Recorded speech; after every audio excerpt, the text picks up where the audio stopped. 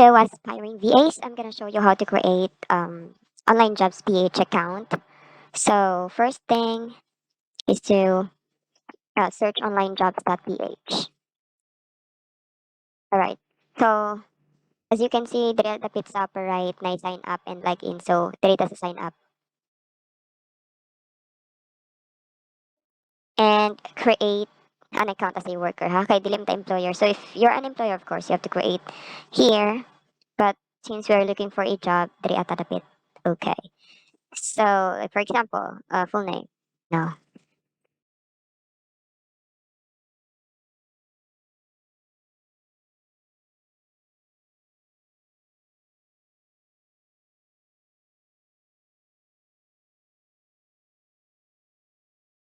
Kailangan mo pinduto ning I am a Filipino ha, kay diri sa onlinejobs.ph only Filipino aspiring VAs lang gid ang maka-create dapat i-create.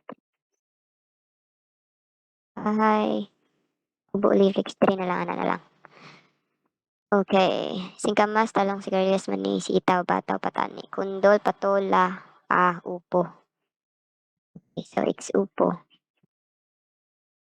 Right, I do not have an account. I know multiple accounts are not allowed. Agree to terms and condition. Actually, sample lang ni ha.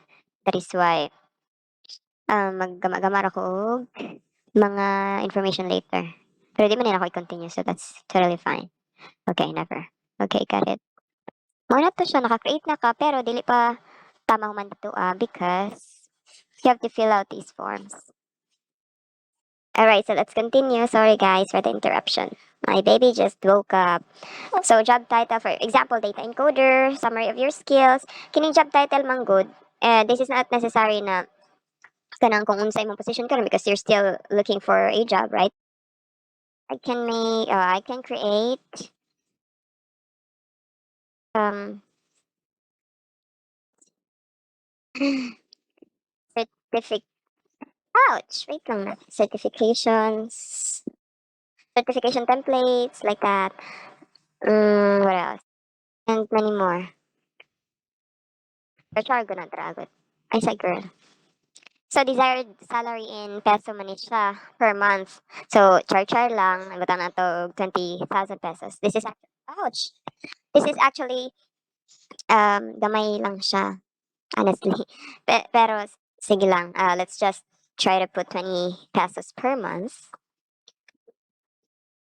And then highest education ouch, highest education attainment. I did not graduate from high school, o 'di ba? See? Pwede mo makabuhatan ng di pa mo graduate sa college, even high school, as long as you have the skills that they're looking for. So, yeah, you can also use high school diploma, associate degree, bachelor's degree, postgraduate degree, like that. If you already done with your masteral or doctorate, etc. So let's check out bachelor's degree experience. I'm gonna put it here, public servant. Employment status, of course, if you're applying for a position and if you're not in school, so you can choose unemployed. Pero ako karon, nako'y part-time na full-time pero sige, charge lang man for ano lang ninyo for guide. So I'll put unemployed because as if we're new to this platform, right? Number of hours you want to work in a week. Let's say 40, 40 plus a week. The date of birth, 1997, September. Phone number, 0952 7935 894793. Okay, since yeah, website is optional. Let's proceed to gender. Let's put female.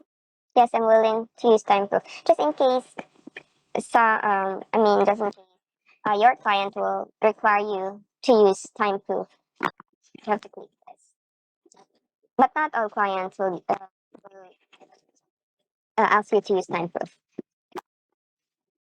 Alright, so na nato sa step 3, rate your skills. Diri pa char-char, gat ni siya. Kana, imara pwede na butang-butang ni mo For example, admin assistant. I'm sorry. For example, admin assistant. Yeah, I'm the best in the future. I'm an expert setter. I'm an expert data entry. The best in the world email management. I'm an expert event planner. I'm good at it. Excel. I'm an expert. Yeah, I'm an expert. Human resource management. There you go. Personal assistant. Project coordinator. Okay. Quality assurance. Recruitment assistant. Research. Transcription. Travel planning. Okay. So I'm done with it. And Money Mugawas, congratulations. You're well on your job, your way to having an online job. Apply for job which you are qualified. Of course, we have to visit our account created first, right? There you go. Na nakabutang ring ano, your account has been approved until you verify your email address. Click the link in the verification email sent to you. So, since nagbutang man ta dito, actually, ang email address is kailangan gid siya para ani nga platform. Of course, dito man mo ma-receive ang mga notification if, for example, aray, you have submitted proposals to clients. So dito as kung mag-reply sila, maka-receive ka dito ang notification. So before nila i-approve imong account, kanang naman kayo ma-receive na kanang email notification dito so i-click to nimo para ma-verify imong account sa onlinejobs.ph. So since this is just a sample, again, I'm not going to accept it. Yeah. So, working via onlinejobs.ph is very safe, but please follow these warnings. So, na yung mga warnings, basahan lang ninyo. Okay, dali lang man siya sabton mga chuba chuchu. So, okay, got it. I'll show it again. Okay. So, dili pa to dito na human ha? Because account verification is required. Actually, sa under account verification, mag-submit ka drag mga IDs, I guess 2 IDs ang kailangan na karon para ma-fully verified. Dali okay nito ang ID proof, zero pa ni siya because this account that I have been created is not yet fully verified and not yet approved. So if approved na to siya, ayun, pwede na ka mag-verify sa imong account, submit og IDs, chuchu. Kini mga test score diri, this is optional. Pero kung mag-test ka diri, chuchu, makita ni siya sa mga tao nga mo-visit sa imong account. So this is a big plus in the eyes of the clients who are looking for virtual assistants, Filipino virtual assistants. So there, I'm gonna show you my real account para makita ninyo ba kung unsa itsura gyud pag fully verified na siya.